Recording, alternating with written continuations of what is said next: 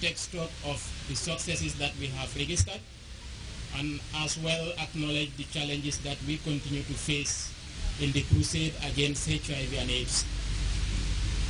The Regional Director of Health has made mention of the available services, but just to reinforce his statement, we have gone past the era when people should die of HIV and AIDS. Zero discrimination and zero AIDS-related deaths. Worldwide, the number of new HIV infections continue to fall. More people have access to antiretroviral treatment, and as a result, fewer people are dying of AIDS. Yet progress can be fragile and momentum tenuous. Inequalities, social exclusion, stigma, as well as discrimination continue to hinder access to life-saving services and commodities for far too many, including women and young people, especially those from key populations. The Pakalinding Peer Health Group's participation in this year's event featured a drama depicting some of the challenges faced by HIV/AIDS patients. In their piece, they buttress the causes and effects of stigma and discrimination, as well as advocate for voluntary counseling and testing. These students were followed by traditional communicators who also used music and dance to educate people on the need to fight HIV/AIDS. Asatu Job of Jara Kanikuna urged all individuals to desist from stigmatizing and discriminating against patients, and also appealed for them to go for voluntary counseling and testing so as to know their status.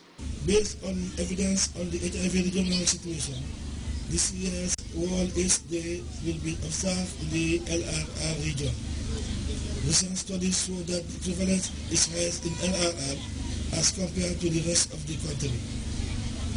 As we observe this year's World AIDS Day, it is paramount for us all to remember that positive behavioral practices are quite critical in halting and preventing HIV in the country. As more people die of AIDS in Africa than any other continent, the high rate at which the pandemic spreads in a small country like the Gambia is being frowned upon by health experts. This and the latest revelations that Lower River region has the highest prevalence rate in the country requires more urgent measures, perhaps through a participatory approach to continue the war on HIV. Modu Bajan, GRTS News. We apologize. That story was done by Mamadou Bajan on the commemoration of World AIDS Day. Now we move on to the story earlier mentioned. Officials in charge of education and training in ECOWAS member countries have started discussing means of further developing the sector in the sub-regional economic bloc. Rohi Bite has more on the 5-day experts meeting that kicked off this morning. Regional education sectors, as well as consideration of documents and reports in the subsectors that could not be accommodated on the agenda of the 4th meeting held in Abuja 2012. This experts meeting, to be concentrated on equivalence of certificates, e-learning, HIV and AIDS preventive education, and education of girls and other vulnerable groups, is said to be key and timely for the region's educational advancement. Yvette Dembele, the coordinator of the International Center for Girls and Women's Education, CEFA, spoke of the need to promote education, which could serve as a tool to fight poverty and promote peace. According to her, education for sustainable development and human rights is central to the advancement of the region. Working together is considered very significant in achieving results, something that Mohamed Diarra of the Association for the Development of Education and Culture in Africa, ADIA, applauded the ECOWAS for. This collaboration, it is believed, will help improve the intellectual capabilities of the region. As education remains a veritable tool for improving an individual's well-being and socio-economic development of society's socio-economic development, experts were confident that this meeting, just like all the others in the past, will look into critical educational areas that member countries will adopt for implementation. Education is generally, as we most prefer, antidote for juvenile delinquency, youth restiveness, criminal gangs, and the use of our youth as ready tools by warlords and other misguided individuals and groups. With the realization in mind, the minister inaugurated this August forum in Dakar, as maybe you are aware. Calling for quality data that countries will access, the Vice-Chancellor of the University of the Gambia suggested to the experts that the meeting should go beyond policy framework. He also expressed the need for the improvement of technologies, sharing of curriculum, and measures to avoid the emergence of fraudulent activities that usually occur within the region. Technology have advanced significantly, and I would perhaps dare to say to my colleagues, experts, who have been tasked to look into making sure that ECOWAS put in place the strategies for management information systems, I would say that we will have to go beyond just management information systems, but make sure that all schools, all training facilities are required by member states to have the infrastructure in place to ensure that with a click of a button you can dice, slice, and visualize different aspects of data. Life skills and education are given prominence by the Gambia's basic and secondary education policy.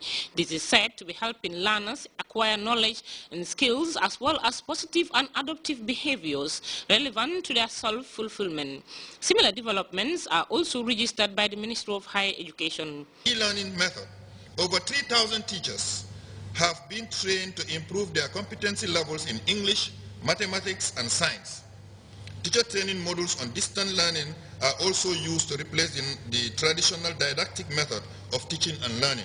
And I'm happy to say the University of the Gambia is playing a significant role in this. TVET institutions in the Gambia are mainly concentrated in the urban area, but government is now committed to establish at least one major TVET center in each of the regions as a start. The revitalization and standardization of the TVET curriculum in the ECOWAS community has been supported by ECOWAS and UNESCO. This activity is coordinated in the Gambia by the Gambia Technical Training Institute. This meeting that is focusing on several key areas of the region's education sector is expected to compile and adopt valuable reports that could immensely contribute to the development of the ECOWAS region. Rohi Bisey, Grts News. The Director General of the Presidential Alternative Treatment Program, Dr. Tamsimbo, wishes to inform the general public that all those who registered for the infertility treatment are to meet at Kanilai Alternative Clinic in Bakau on Tuesday, December 3rd at 10 a.m. Those who registered for the HIV/AIDS treatment are also requested to report at the same clinic on Wednesday, 4th December at 10 a.m. We'll now go with our first break. When we come back, we'll come back with more news. Of His Excellency the President, Professor Dr. Haji Yahya AJJ Jan, the organizing committee of the Miss 22nd July Scholarship Pageant proudly presents the finals of the 5th edition of the Scholarship Pageant taking place on Saturday, December 7, 2013 at the Benjamin Hall Paradise Suites Hotel. The Scholarship Pageant is geared towards promoting excellence among girls in line with Vision 2020 for sustainable growth and development. The pageant is a display of academic potentials, talent, and beauty. Tickets for school children cost $150, standard $500, patrons $1,000, and dedicatees $2,000 only. And you can get them at the following locations: Mopsi with Kausasanyang and Mumuduba. The GTTI, MDI, University of the Gambia, and NAPSA will be selling tickets around schools. The unique theme for this year is promoting positive attitudinal change for sustainable development, the role of the youth. Fabulous prizes including a night for two, free dinner, and lots more will be won on the night, and you can also buy your tickets at the gate at 7 p.m. Proudly sponsored by the Gambia Ports Authority and AFISA. Welcome back. The South African Vice President has announced a nationwide campaign to minimize the risk of HIV and AIDS infection in the country. The Vice President made the announcement Sunday while undergoing the AIDS test in observance of World AIDS Day. As we hear in the CFI News Roundup report, there were 400,000 new cases of HIV/AIDS last year alone in South Africa, with 12% of the population living with the virus. 100,000 new cases of AIDS last year in South Africa, which makes the country one of the worst hit in the world.